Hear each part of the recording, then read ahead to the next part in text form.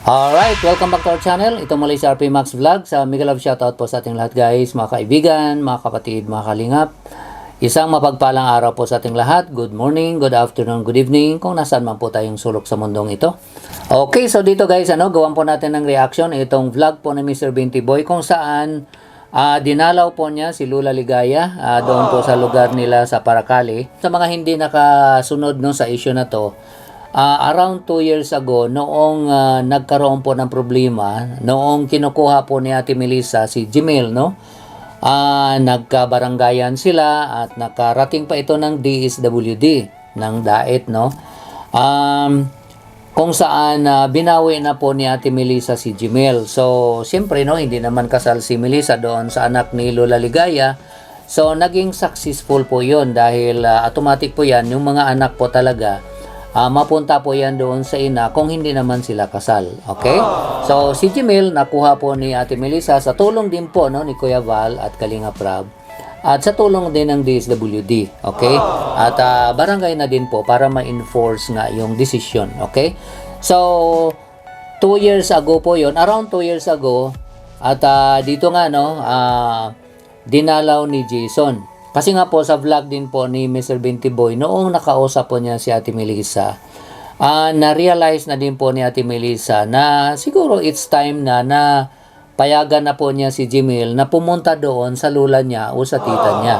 Dahil nakikita po niya na malungkot po talaga si Jimel. No? Nakikita sa mga mata ni Jimel yung kalungkutan dahil nga po si Jimel ay lumaki po talaga sa lula. 1 year old yata ito na doon na lumaki sa lula niya. At nakuha po ito ni Ate Melissa around 10 years old po si Jimel or may 10 years old yata nung makuha niya ito. So imagine guys, for how many years si Jimel ay doon talaga lumaki sa lula niya. So kahit sino naman po siguro ay normal po yun. Nahahanapin mo talaga kung sino po ang nagpalaki sa iyo. So dito guys, sa vlog ni Kuya Jason, pinuntahan niya si Lula Ligaya. Ito guys, panoorin natin sandali.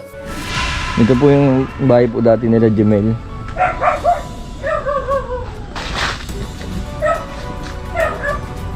Matapos po yung paglipat po ni Jimel sa Daet, yun din po yung paglipat ni Lula Ligaya sa Kabayanan kasi madalas daw po walang kasakit at para daw po mas malapit sa ospital. Yan, pwede din po itong matira nila nila Jenaline.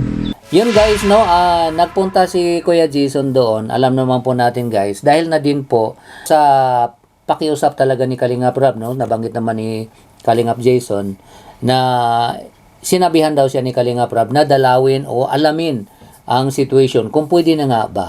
Pwede na nga bang makipag-ayos si Lula Ligaya kay Ate Melissa para naman si Jimel ay makadalaw na. Okay? So yun po yung purpose. Hindi naman po nagpunta si Jason dyan na siya lang. Okay? May bas-bas din po yan kay Kalingap Rob. Na yun nga, no? Siya po ang bali mediator o parang, anong tawag dyan? Facilitator o parang tagapag-ayos, ika nga, no? Peacemaker, ika nga, no? In between sa dalawang kampo ni Ate Melissa at kampo ni Lula Ligaya, no? Sa nabanggit ko nga po kanina, si Ate Melissa agree na po na makipag-ayos matapos po ang kulang-kulang 2 taon na talagang ayaw niya na si Jimel ay bumalik doon kay lula niya o makipagkita man lang sa lula niya o kahit sa tita niya. Pero na-realize niya recently, sa nabanggit ko nga po, naawa na din siya kay Jimel. Okay? At nabanggit naman po ni Kuya Jason na si Jimel ay hindi po nakakapag-concentrate ng kanyang pag-aral. Ito po guys, pakinggan po natin. Sana po ay magkaayos-ayos na ang both party, parang alang-alang na lang po sa bata, kala Jimel, kay Monique. Si Jimel po di po makapag-aral ng maayos kasi yun nga po ang pangarap niya na magkaayos-ayos na. Sa tuwing nagbablog po kay Jimel, ayun po ang hinihingi niya na magkaayos-ayos na daw yung pamilya niya.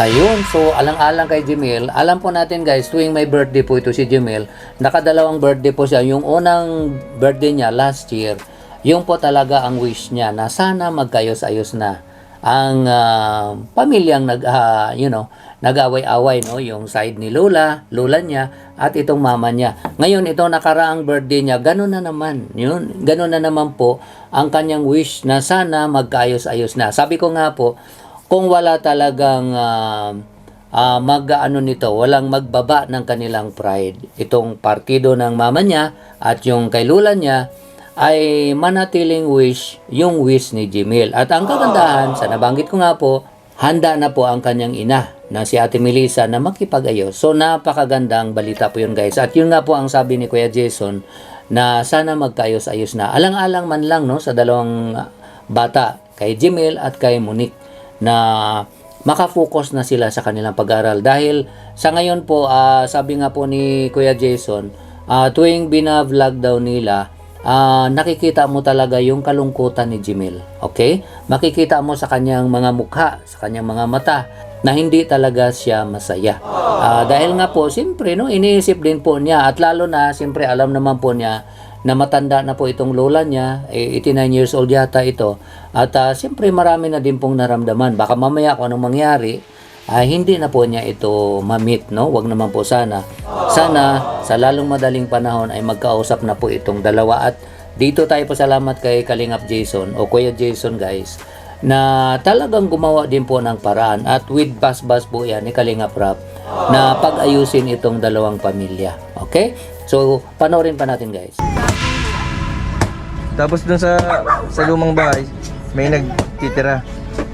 Kasi may mga damit kanina nakita ko may mga damit. Mga nakasampay. Ginagawang sampayan lang ho. Yan po, sa kanila po yan. Kay Lola Ligaya yan. Opo, bagong pagawa-baga po yan nila. So, yun, hindi na po nakatira doon si Lola Ligaya doon sa dati nilang tinitirhan at ginawa na lang pong sampayan. Kaya tama yung suggestion ni Kuya Jason kanina, ay mas mabuti pa kung payag naman si Lola Ligaya o yung family nila, ay patirhan na lang sa kamag-anak nila na wala din pong bahay. At nabanggit nga po ni Jason, kay Ginali na lang. Okay? So, ito guys, panoorin natin guys, kasi kinikwento ng kapitbahay ni Lola Ligaya na nakakilala talaga sa kanya kung ano po ang mga sakit nito. Okay? Ito po guys. Ano pong sakit? Anong sakit po ni Lola Ligaya? Minsan po siguro, High blood. palibasa siguro sa katandaan na rin. High blood daw. Ano na ay, 80, Nine. higit na pala yung 80. 89. 86 yata, o yung sabi niya sa akin. Ano po ay lagi yung pag nabili dito, nagkikwentuhan kami, nabili ng Lucky Me, kaya yung mga tinapay, yan. May nagtawag po kasi sa akin na taga dito sa Paracali na gusto na daw makita ni Lola Ligaya si yung Jimel. Jimel po baga? Opo, siya. Kaya madalas daw po nagkakasakit si Siya Lola. po, lagi yung naalaanan nung palibasa po ay siya ay, palibasa yung sa kanya nila naglaki. Isang taon pa lang po si Jimel po, ano? Po, siya po. Yun, so katandaan na din, no? Marami na itong naramdaman, high blood, at siguro kasama na din ang sugar, no? Kung ano man yung mga common sakit, ika nga, pagka ang tao tumatanda, no?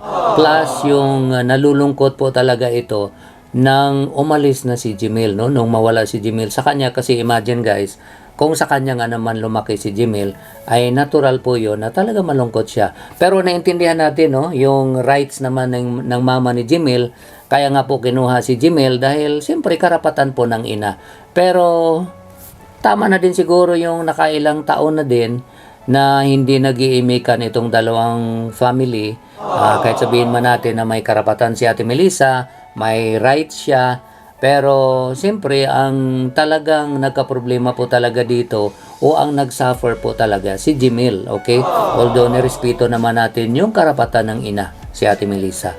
At si Ate Melissa na din po ang na-realize din po niya na it's time na ika nga, bati-bati na ika nga, no? Nakaraan na yung mga ilang buwan, ilang taon, at tama na, alang-alang sa anak niya na nalulungkot, na nakikita po niya na hindi masaya. Dahil nga may kulang po talaga sa buhay ni Jimel. Okay? At dito na nga na makadalaw freely sa kanyang lula kung saan siya lumaki. Okay? So dito guys, nagkwento yung kapitbahay nila kung ano ba talaga ang situation ni Lola Ligaya. Okay? Ito guys, panoorin natin. Tatay, kumusta po si nakita po ninyo si Lola Ligaya? Lagi yun dito, ngayon lang wala oh. Ano po niya? Nabalitaan po namin na lagi daw po nagkakasakit. Lagi may sakit. Kasi nga wala si Jimel, iniisip niya lagi.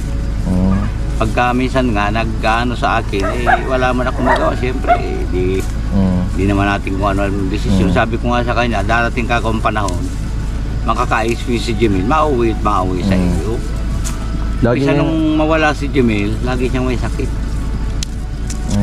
Oo, laging masama ang pakiramdam niya kasi siyempre sa kanya naglaki. Oo. Hindi bali yung babae kasi kailan lang yun, laging wala. Pero si Jimel, lagi niyang kasama. Ay kung nandito lang si Jimel, nandito rin yun araw-araw. Namimiss din ni Jimel si Lola niya. Oo. Kaya na ano nga ako kuya, kasi sa araw-araw na punta ko kay Ram, habang tumatagal, ulit-ulit si Jimel na kumusta si nanay. Kumusta si nanay niya kasi sabi niya, sana magkaayos-ayos na daw lahat.